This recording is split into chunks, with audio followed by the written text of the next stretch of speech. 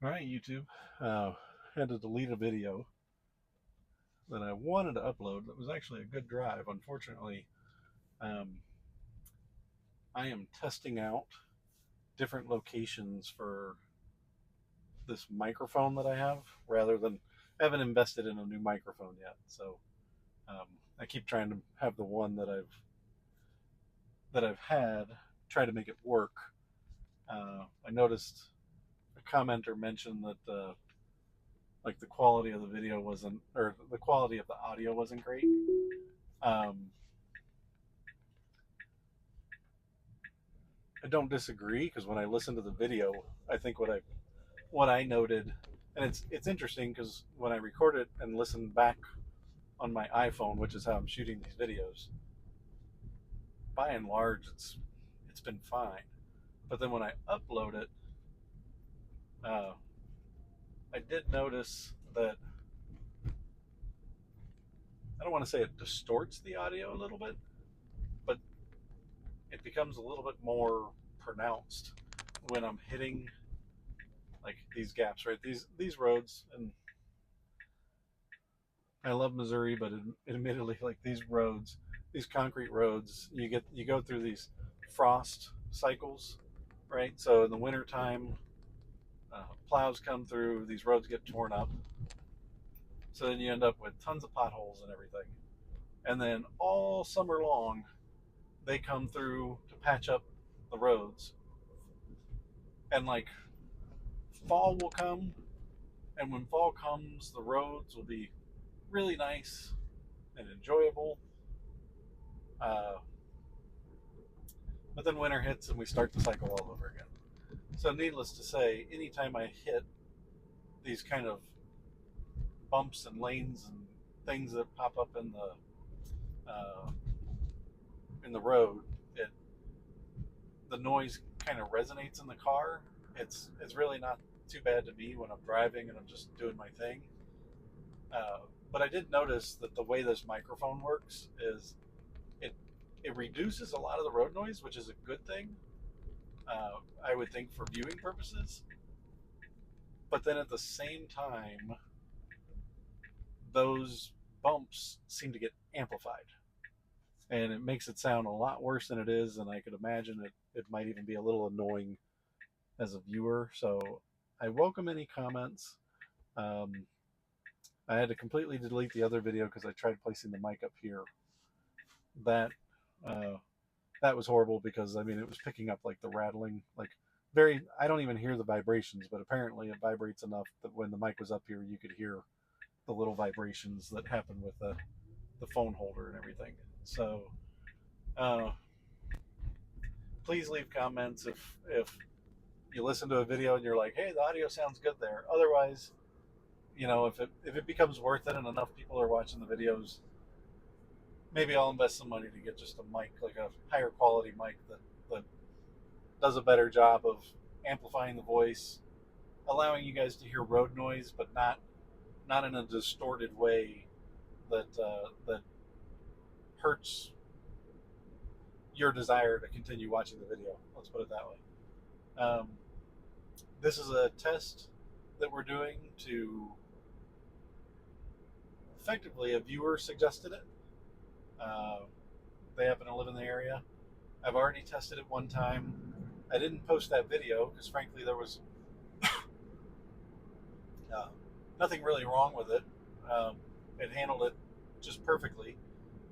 And not that I only want to post bad videos or anything along those lines, uh, but it was truly um, it was just truly a drive where everything was just I don't know. I just kind of felt like there was nothing to really talk about, not in a good way and not in a bad way either, right? So it was just a drive. Um, but I also the reason that I didn't post it is because after hitting that intersection, I believe that the commenter was actually wanting me to take that intersection from a different direction because everything went smoothly. But when I looked at the intersection, I was like, oh, I can see like if I approach the intersection from this angle, that may have been uh, that may have been what the commenter was talking about in terms of like how would FSD handle that intersection type of thing. So we're gonna. I tried to position the car and force the car to to drive in a way that I think will have us hit that intersection at the right angle to test it in the manner that the commenter wanted. So that's the other reason why I didn't post that video. I came at it from an angle where there really was nothing to talk about. So basically, I was making a right-hand turn when ideally I would have been going straight. So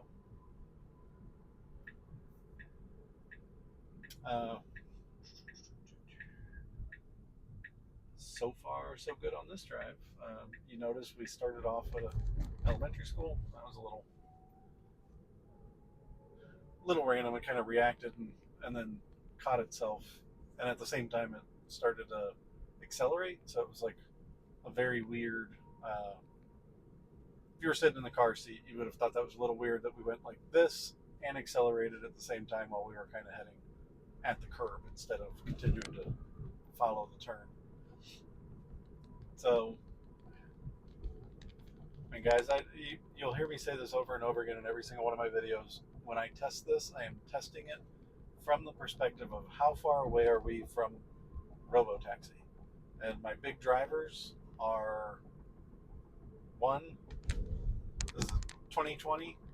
At some point I'll replace it, but to be honest with you, the car still has plenty of life in it. And so like if robotaxi showed up next year and I bought a new car, would I be willing to put this car into the robotaxi fleet?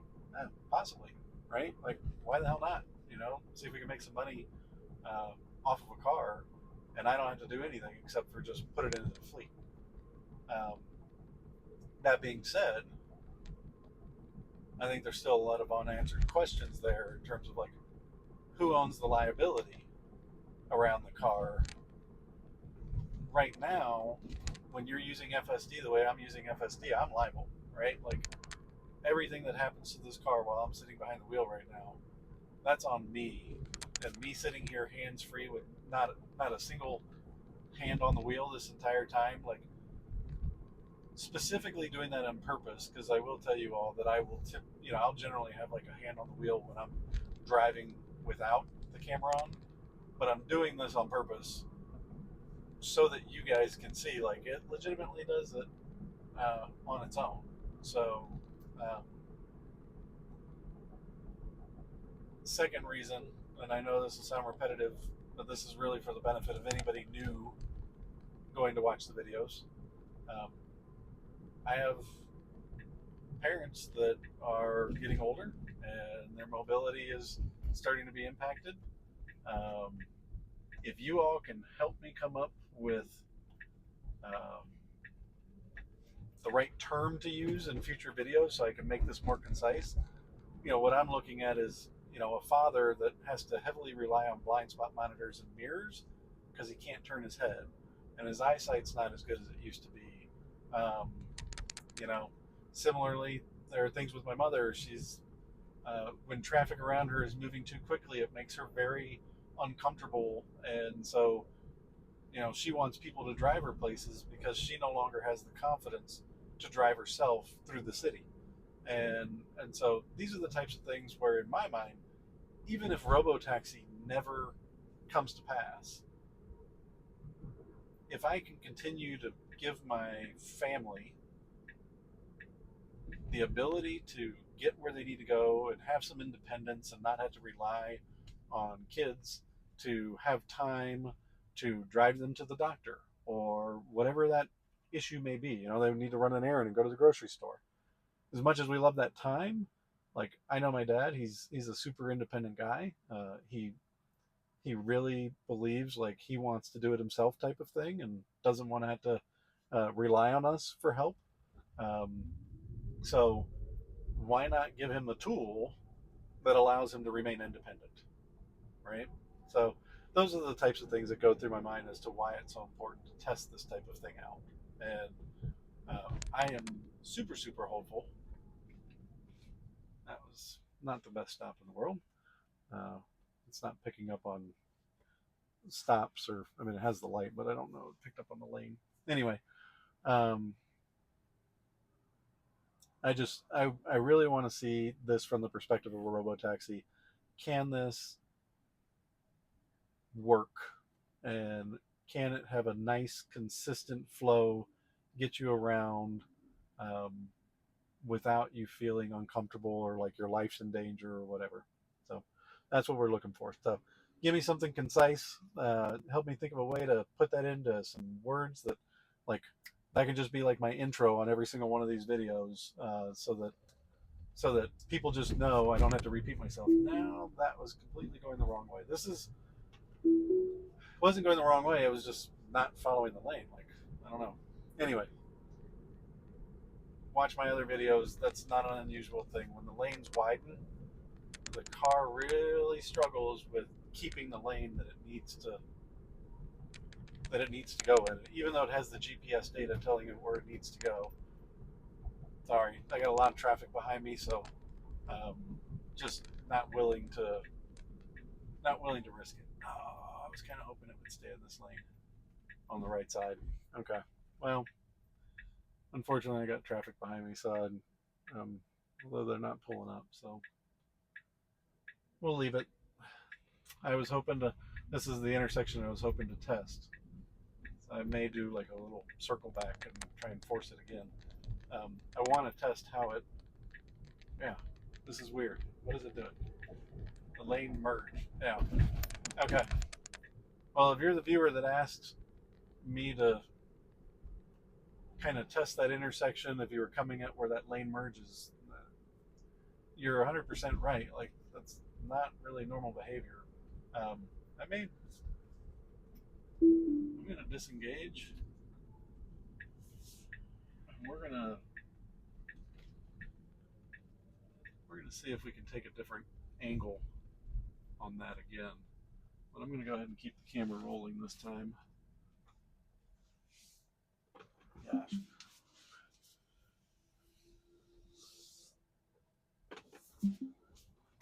Hey, bunny.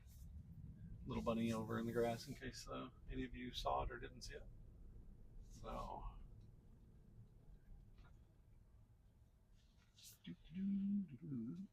All right. So what I'm going to do is I'm going to actually go back through this intersection. Instead of making a left, I really wanted to come at it straight, and I guess I didn't look at the navigation in the map. I was hoping that I was going to be in the right left-hand turn lane. I should have kind of forced it, and I didn't. Even then, when it made the left, it was fine. But then again, it didn't register. Uh, it didn't register that the lane was ending, and so what I'm going to do here is now I'm going to take a slightly different approach. Let's go down over here and pull into this apartment complex real quick. And we're going to take that intersection again.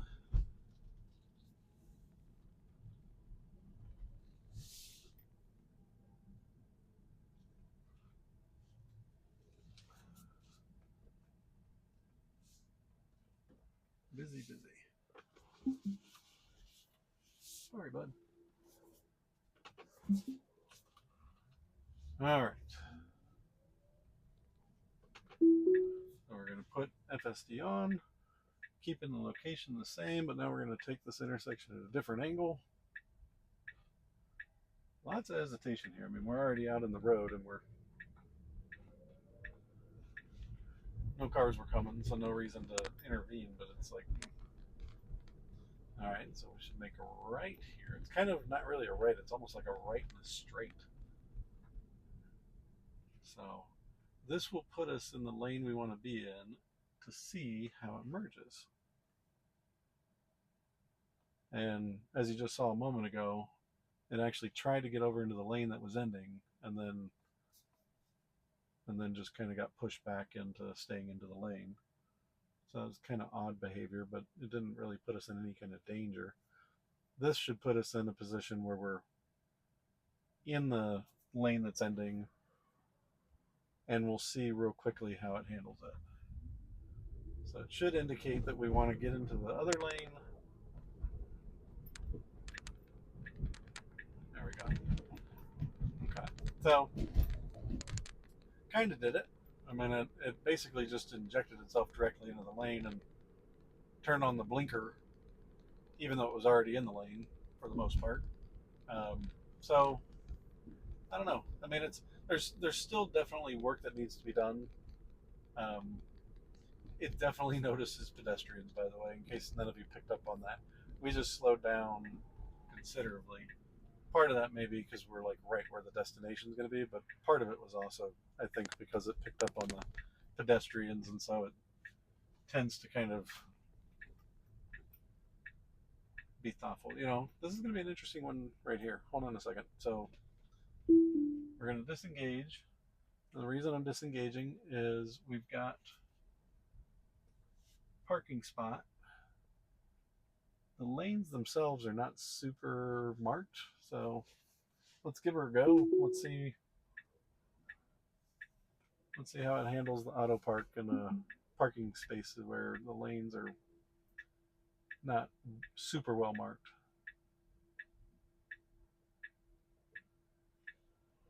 All right.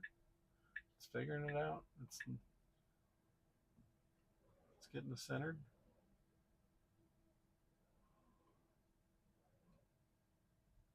Good. That's good. I got I have no objections with that. So, well, I hope that you enjoyed kind of testing out that little intersection to see how it would go. Um, Hands-free driving, by and large, I think it did a good job on the drive. So I'll get this posted just for viewers' sake, so you can kind of comment and let me know if you think it should have handled things differently anywhere along the lines. Or also, please again comment on the sound quality. If I need to get a different mic and you guys really actually enjoy the videos, but you hate the mic, then let me know. I'll invest in see if I can find like a better quality mic or something that I can use. Again, I'm just trying to keep this low budget and raw video footage for people who are fans or just really focused on Robotaxi, whatever the case may be. And so you just have a strong desire to kind of see the progress. Again, thanks for going for a ride.